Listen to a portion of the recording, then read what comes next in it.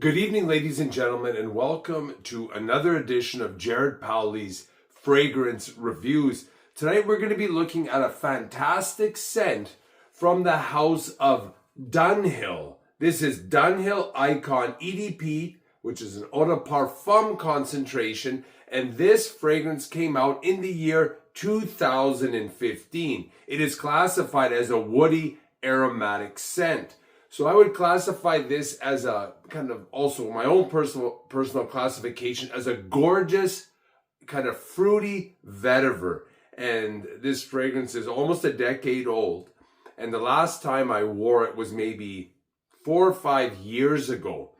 And I would say my opinion on it has changed a little bit in the sense that now I like fragrances that are a little heavier. This one has maybe a touch too much synthetic feel to it, but it's still fantastic, especially for gentlemen in their 20s. I would say this is a fun fragrance. It's an exciting, uplifting fragrance, but I wouldn't necessarily say that it is a serious fragrance.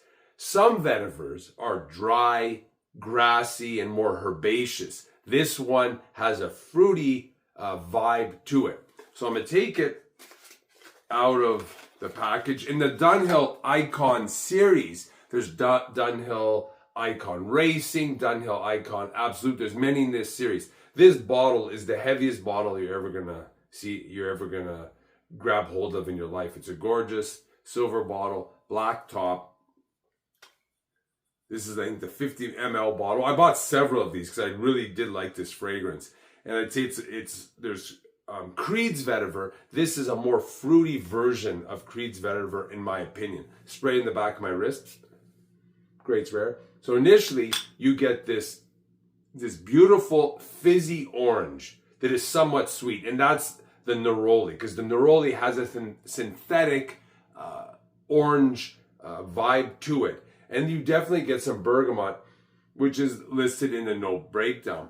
People say they get a lot of like pepper in this fragrance. I almost get none at all. I almost get no spiciness. Some people say they do. I don't. As it dries down, this neroli orange note dominates through the whole fragrance, almost to the end. But it becomes, I get a little bit of a piney note, and it's definitely somewhat of like a light, whiter floral scent to it as well. Initially, the fragrance I find is more opaque. It's thicker, but by the first dry down, it becomes more transparent, much lighter, but very beautiful. Later on, the vetiver starts to play into the mix, but it's in the background. This is not a major character in this fragrance. And the fragrance ends up being kind of a smoky orange, powdery vetiver, which is, I think, very, very pleasing. And this fragrance here is not expensive, but where I live in Canada is becoming increasingly harder to find. So I do not know, what people can get in Europe and the United States is on a much greater scale than what's available to me in Canada. It's very hard to get a lot of these fragrances, and you can order them, but getting samples is simply not accessible. As advertised, the top notes of this fragrance are neroli, bergamot, petitgrain, black pepper. The mid notes are lavender, cardamom, sage, juniper berries, and the base notes are vetiver, oak moss, iris, leather, and oud agarwood. Performance on this was very good. I got about 5 to 6 hours, 2 hours good push and scent wash.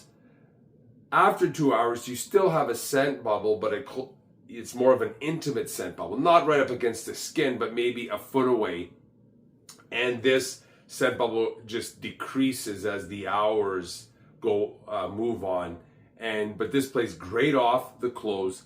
I think the women are really gonna like it, younger women. But this is not necessarily a super masculine scent. This is a fruity masculine scent that you would maybe wear, I would say, to the beach. It's a holiday fragrance, but as it dries down, I think it becomes more masculine. Definitely, but it's not a super masculine scent. This is a very modern take on a vetiver fragrance by Dunhill, and it's done incredibly well. Final thoughts on this. This is a very affordable scent.